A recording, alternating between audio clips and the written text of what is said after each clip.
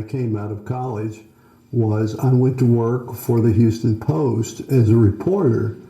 And the reason that I did that was because I felt that that was my mission in life. I was not naive enough to think that I was going to save the world, but I felt that there were a lot of conditions that I would like to write. What year was this now? That was 1957. The year I was born. Yeah, so this was a time when segregation was at its height in Texas. This was something that I felt personally had robbed me of opportunities to get to know a large segment of the population.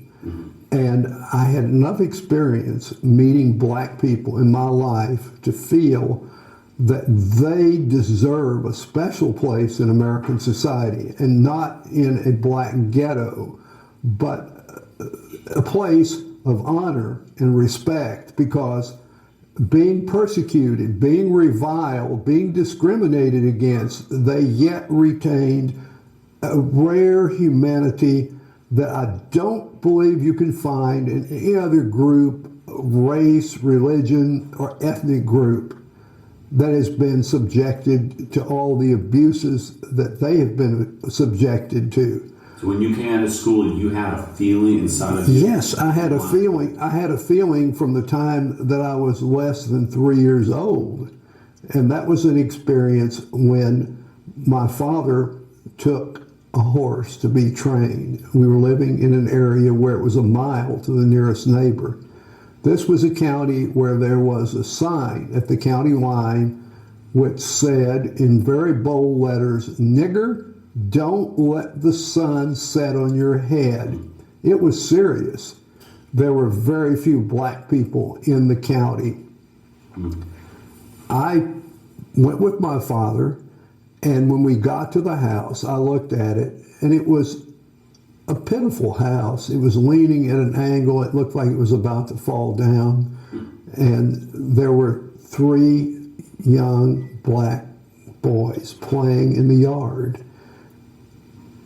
And I went over and started playing with them. And I watched my father, who had just walked up to the parent, who was the horse trainer.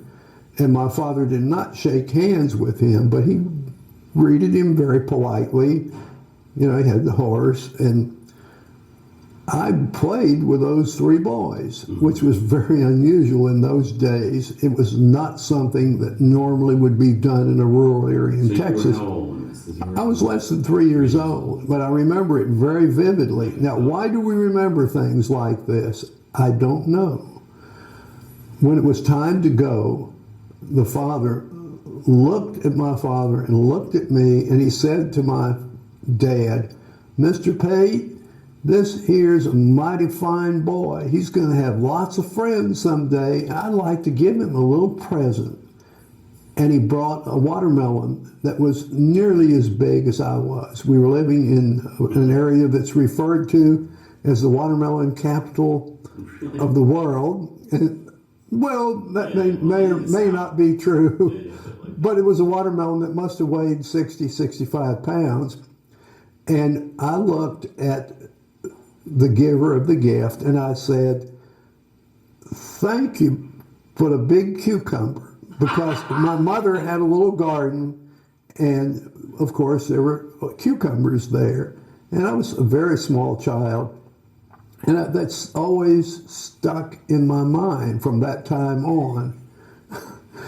And I guess I always, anytime that a black person was involved, I automatically thought of that particular incident and how natural it was for me to play with those 3 boys and how accepting they were. And the whole thing was a beautiful experience. I mean, it was. You had a good time playing with them. And